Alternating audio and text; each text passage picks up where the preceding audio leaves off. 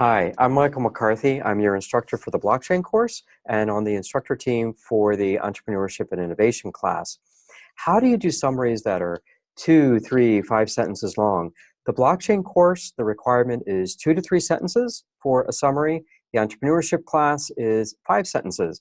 This video is going to share with you strategies that are going to help you make those summaries down into the sentence count that we're looking for.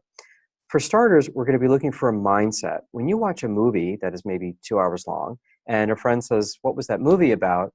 Typically, your summary is 15 seconds long, maybe it's 30 seconds long.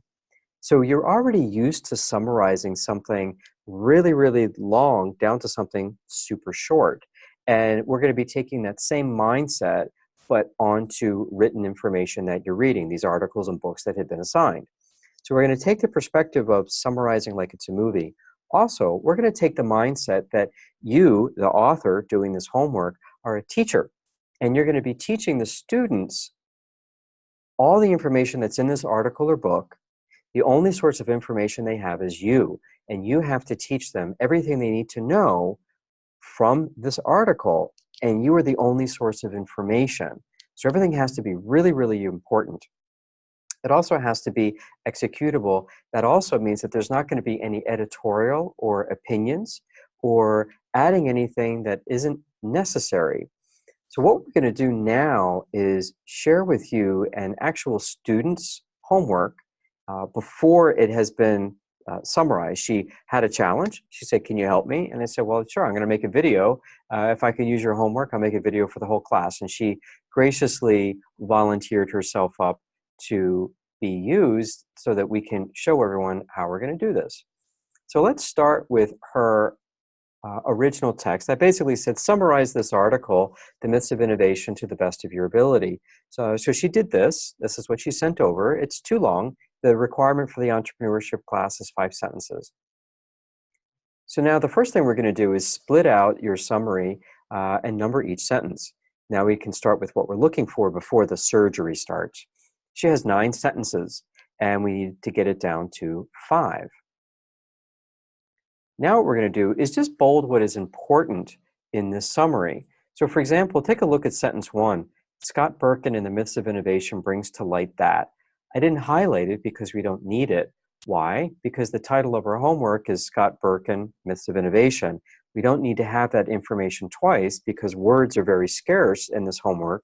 We only want to use words that are incredibly important and are teaching. So epiphany of innovation does not happen at a given moment, is actually something really important, and we want to keep it in there. Also notice sentence 9 is not bolded at all because take a look at it. I was challenged with my assumptions about innovators and how to become one. That's an opinion, it's an editorial, it's not actually a summary. So the good news is we get to just knock this out entirely and we have 1 sentence less to work with. Now copy paste the bolded area, and that's going to be coming into 8 mini/half sentences. And you can just take a quickie scan through these. Now what's going to happen with these 8 half sentences is we need to turn them into real sentences.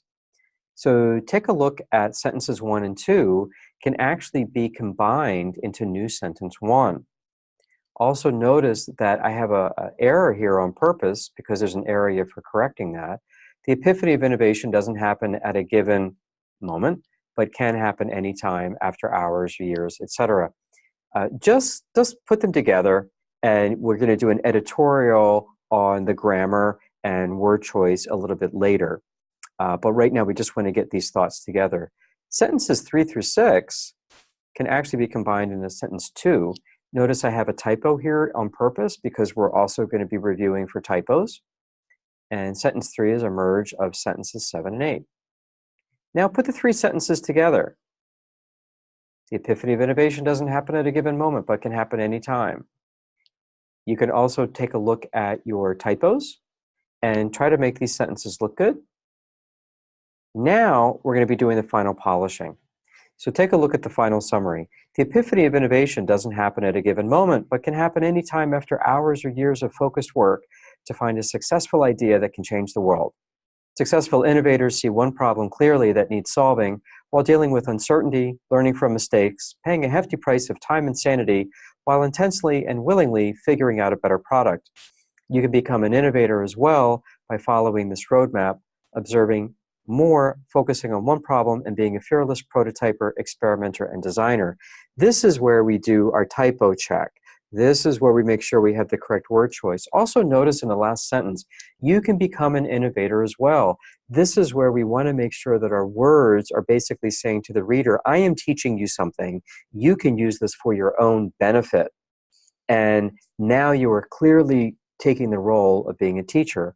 Also, a great way to check for typos is read the text backwards, and then the typos pop out. So designer and experimenter, prototyper.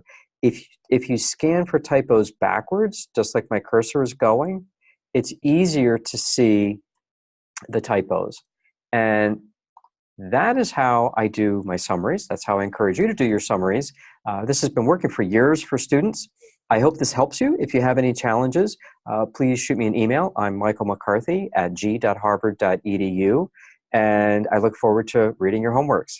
Take care.